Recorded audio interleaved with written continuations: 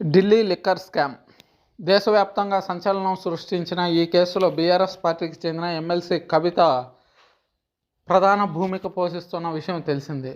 ఈ మధ్యన కవితను ఈడీ తీసుకెళ్లి తిహార్ జైల్లో కూర్చోబెట్టిన విషయం తెలిసిందే.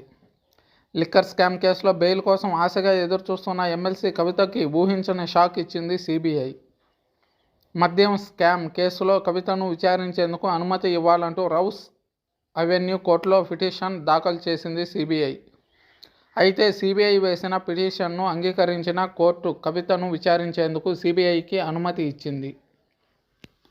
వచ్చే వారంలో తిహార్ జైల్లో మహిళా కానిస్టేబుల్ సమక్షంలో ఎమ్మెల్సీ కవితను సిబిఐ విచారించనుంది. కవిత ఇచ్చే వాంగ్మూలాన్ని సిబిఐ నమోదు చేసుకోనుంది.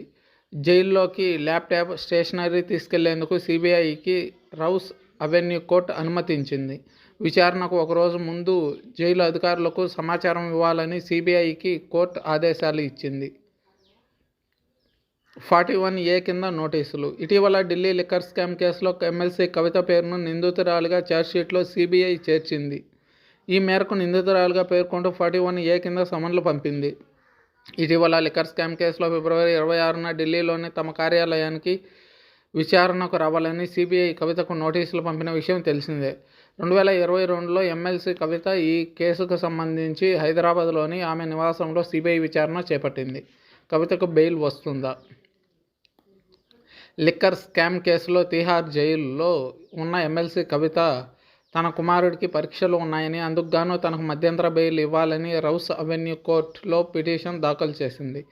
కాగా కవిత వేసిన పిటిషన్ను విచారించిన ధర్మాసనం తీర్పును సోమవారం వెల్లడిస్తామని చెప్పింది. ఏప్రిల్ 20వ తేదీన ఉదయం 10:30 కోర్టు తన తీర్పును వెలువరించనుంది. కాగా కవితను గురువారం బెయిల్ వస్తుందని ఆశించిన బీఆర్ఎస్ శ్రేణులకు, కుటుంబ సభ్యులకు నిరాశే ఎదురైంది.